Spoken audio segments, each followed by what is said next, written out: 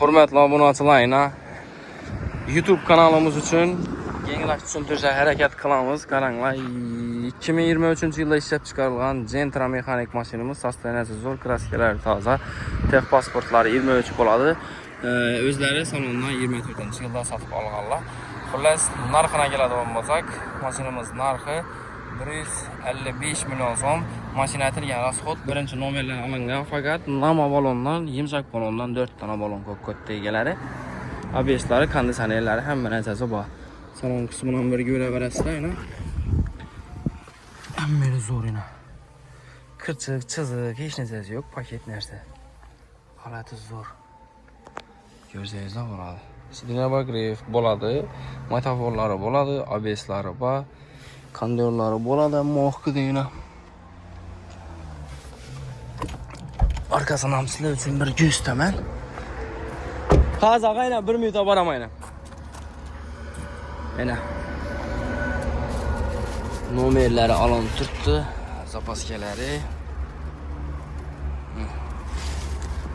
Centra'nın salonun iyisi gelip tuttu maşinden. Maşin lekin dım sveci doğrusu. Paket maşin. İzzet kaydı da on nerede? Göreverasizlar aynen. Bir tane çizik, kırçık, degan, qo'ygan, uning narsalari yo'q. Sarafina deymi, yana bir narsalar deb yurdilar, uning narsalari yo'q. Hurmatli obunachilar, egasi oladi. 24-yil oktyabr oyida olingan mashin. 2024-yil oktyabr oyida nomer olganlar.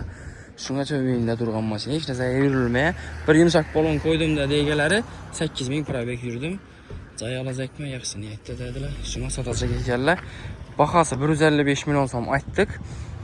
15 milyon so'm bilan 7 milyon so'm bilan avtokredit chiqadi. 8 milyon so'm notarius baylarga ketadi. 15 milyon so'm bilan hamma ishlaringiz bitadi. Narxi 155 milyon so'm aytaveramiz. Barter variantimiz, avtokredit variant, har xil variantlarimiz bor. Hammangizni baraka avtoda kutaveramiz. Xudo xolasa kelaverasizlar. Klientlarimiz ham yurtdi. Savdolar bo'lib turibdi, Allohga shukr. Mana shu baraka avto salomat savdo markazi degan yerda bo'lamiz. Kelsangizlar. Rahmat, e'tiborlaringiz uchun katta rahmat.